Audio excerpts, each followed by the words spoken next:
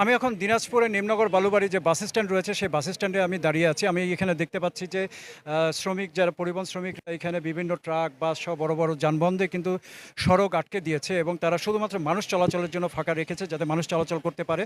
আর এই সড়কটি কিন্তু অত্যন্ত গুরুত্বপূর্ণ, কারণ এই সড়কটি দিয়ে কিন্তু যে দিনাজপুর মেডিকেল কলেজ হাসপাতাল, জিয়া আর্ট ফাউন্ডেশন এবং যে ডায়াবেটিস হাসপাতাল সহ বিভিন্ন যে গুরুত্বপূর্ণ প্রতিষ্ঠানে যাওয়ার একটি গুরুত্বপূর্ণ সড়ক। এছাড়া ঢাকা দিনাজপুর মহাসড়কে যাওয়ার জন্য এটি অত্যন্ত গুরুত্বপূর্ণ। এই সড়ক আটকে দেওয়ার ফলে কিন্তু আমরা দেখতে পাচ্ছি যে সাধারণ মানুষের জন্য কিন্তু অনেক দুর্ভোগ হয়ে গিয়েছে। মানুষ এখানে বিভিন্ন জায়গা থেকে এসে কিন্তু এখানে যানবাহন ছেড়ে দিয়ে আবার এখান থেকে হেঁটে যেতে হচ্ছে। তো যেটি হচ্ছে যে ঘটনার সূত্রপাত কিন্তু যেটি যে রোববার রাতে যে দিনাজপুর কোতোয়ালি থানায় যে সিআইডি যে পরিদর্শক নওয়াবুর রহমানকে চর মারার ঘটনায় আটক করা হয় কৃষক দলের সদস্য সচিব এবং উনি পরিবহন শ্রমিক নেতা মুজিবুর রহমান মুজিবকে আটক করার কারণেই কিন্তু এই পরিবহন শ্রমিকরা কিন্তু তার নিঃশর্ত মুক্তির দাবিতে এই সড়ক অবরোধ করেছে।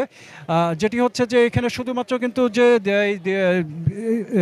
এই শুধুমাত্র বাস স্ট্যান্ড এলাকায় নয়, ফুলবাড়ি বাস স্ট্যান্ড এলাকায় নয়, দিনাজপুর প্রতিটি প্রবেশ মুখে কিন্তু আমরা দেখতে পেয়েছি যে শ্রমিকরা কিন্তু এইভাবে সড়ক অবরোধ করেছে। আমরা দেখেছি বাস টার্মিনাল, সুইহারি এবং বালুয়াডাঙ্গা সব বিভিন্ন যে প্রতিটি প্রবেশ মুখে কিন্তু এইভাবে সড়ক অবরোধ করে রেখেছে এবং শ্রমিকরা বলছে যে যদি তাদের দাবি দাওয়া না নেওয়া হয় তবে আগামীকাল থেকে আরও কঠোর কর্মসূচি তারা দিবে, প্রয়োজনে তারা অনির্দিষ্টকালের ধর্মঘটে যাবে।